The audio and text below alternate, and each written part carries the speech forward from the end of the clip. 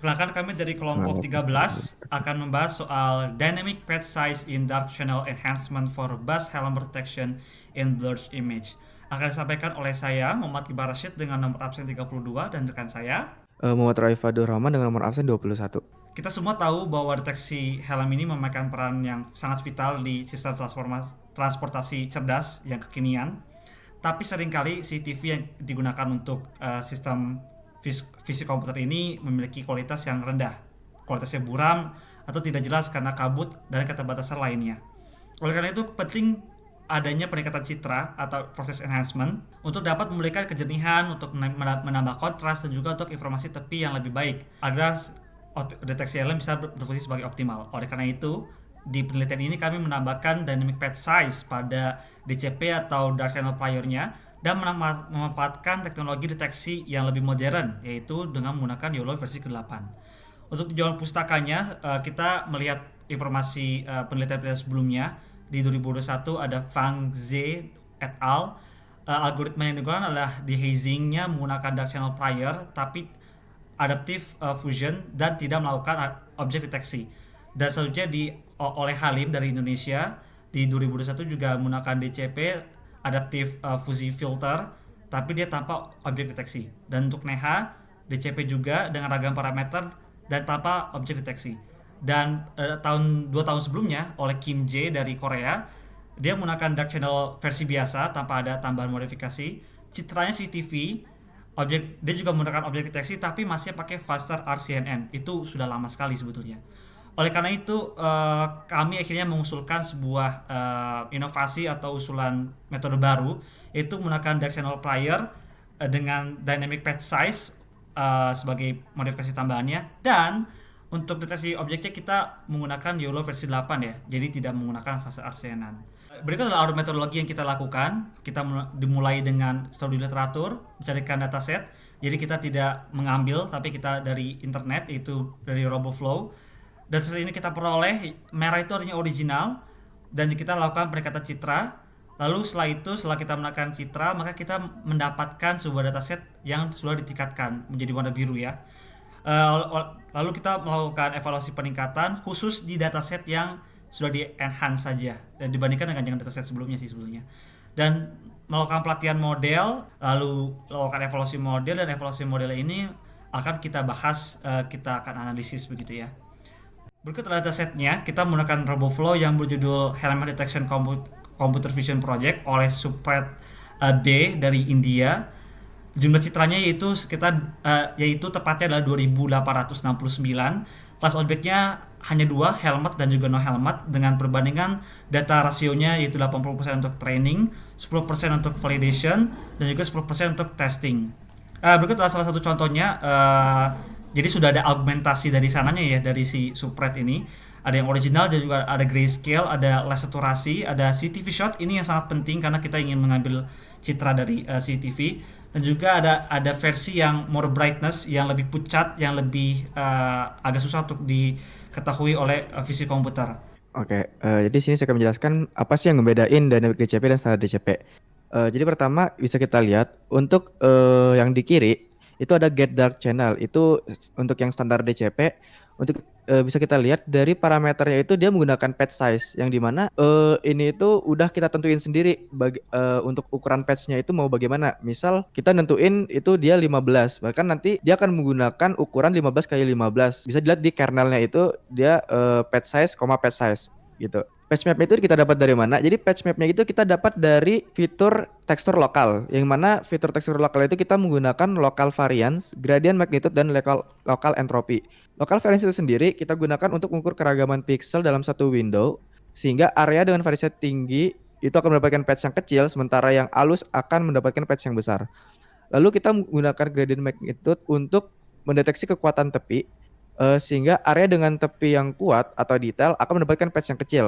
Lalu yang terakhir kita menggunakan local entropy untuk mengukur kompleksitas informasi atau kacakan dalam suatu window, sehingga area dengan informasi kompleks akan mendapatkan patch kecil. Nah, 3 fitur tekstur lokal ini kita gabung untuk mendapatkan peta ukuran patch adaptif. Nah, untuk gambar yang pertama itu bisa dilihat fotonya itu agak kabur dan pudar cukup sulit terlihat, apalagi dari kamera CCTV. Lalu di gambar kedua, sehingga gambar terlihat lebih jelas dan kontras, tapi kurang natural di beberapa area. Nah, untuk Enhanced Dynamic DCP ini, patch-nya itu udah berbeda-beda atau adaptif, sehingga ukuran patch-nya itu dapat menyesuaikan detail dari gambarnya, dan gambar pun dapat menjadi lebih jernih, lebih utuh. Nah, untuk perbandingan kualitasnya sendiri berdasarkan penilaian fitranya bisa dilihat dari PSNR-nya itu dynamic itu jauh lebih tinggi 11.816 dibanding PSNR. Lalu untuk SSIM itu hanya selisih 0,015 yang mana itu sangat kecil sekali, sehingga mereka cukup imbang. Lalu di bagian kontras rasio itu Dynamic DCP itu meningkat sekitar 100 lebih, mana dia 1635, sedangkan standar DCP itu 1512. Edge enhancement itu meningkatnya cukup jauh, 300-an lebih. Lalu secara overall itu Dynamic DCP meningkat 10% dibandingkan standar DCP. Sehingga ini mengindikasikan bahwa Dynamic DCP lebih efektif dalam meningkatkan kualitas visual citra setelah proses dehazing. Untuk implementasi modelnya sendiri, kita menggunakan YOLO V8N dengan platform Google Colab dengan akselerasi di GPU T4, dan kita menggunakan Epoch 10. Kenapa kita hanya menggunakan Epoch 10? Karena kita keterbatasan, sehingga dengan 10 epoch aja gitu kita membutuhkan 3 jam lebih. Untuk matriks evaluasinya kita menggunakan Precision, Recall, F1 Score, MHP 50 dan MHP 50 sampai 95. Mengingat ini hanya 10 epoch, sehingga jika kalau seandainya ini dinaikkan ke 50 atau 100, mungkin peningkatannya itu bahkan akan lebih signifikan lagi. Tapi dari peningkatan ini, proses enhancement-nya itu berhasil untuk meningkatkan kualitas deteksi secara keseluruhan. Ini adalah codingannya. Codingannya seperti biasa ya, kita import. Oke, tadi kan menggunakan Google Colab itu kita mendapatkan epochnya ada 10 ya.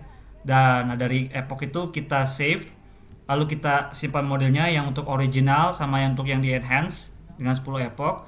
Lalu kita masukkan dynamic DCP-nya karena kan kita pengen ngefilter lagi gitu loh. Baik, berikut adalah tampilan untuk website ya. Kita tinggal masukkan saja gambarnya ya. Kita masukin gambar yang ini ya. Berikut adalah hasil yang sudah ditampilkan dari input gambar yang kita pakai tadi ya. Ya di sini ada input kita, lalu saat ini di enhance. Enhance ini kan berubah jadi seperti ini ya. Jadi segmentasinya lebih jelas.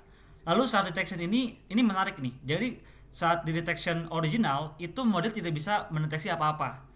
Dikiranya kosong gitu loh. Dikiranya background. Tapi setelah kita di enhance image dan model yang kita latih, ini terdeteksi bahwa si orang ini tuh tidak menggunakan helmet.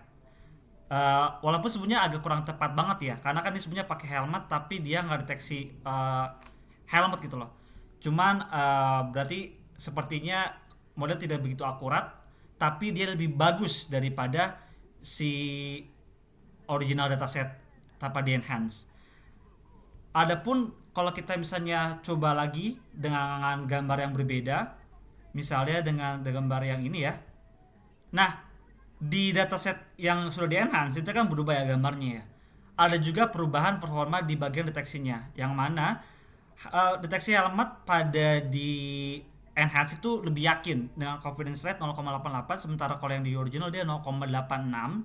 Tapi ada sedikit kesalahan deteksi bahwa dia juga deteksi orang yang pakai hoodie atau pakai jaket ini malah helmet juga, sementara kalau yang ini dia no helmet kan. Jadi ada sedikit kesalahan yang dibuat oleh maka kami mendapatkan kesimpulan bahwa setelah kita melakukan dynamic patch size di dark prior di dataset ini, kami melakukan unggul di 4 dari 8 matrix. Biasanya yang 4 lainnya itu bukan kalah tapi lebih keimbang atau tidak signifikan, yaitu di PSN-nya, di contrast, edge enhancement. Jadi secara overall kualitasnya menaik ya. Dan dari uji performa YOLO pun naik, yaitu precision naik sebanyak 0,7%, recall 1,8%, F1 score 1,3%, MAP naik sebanyak 1,6%, MAP sampai ke 0,95 naik sebanyak 1%. Dengan epoch perlu diingat masih 10. Dengan resource yang lebih bagus kami yakin bisa lebih tinggi lagi. Baik, kurang lebih mohon maaf. Berikut adalah lampiran dari hasil kerja kami. Sekian, terima kasih.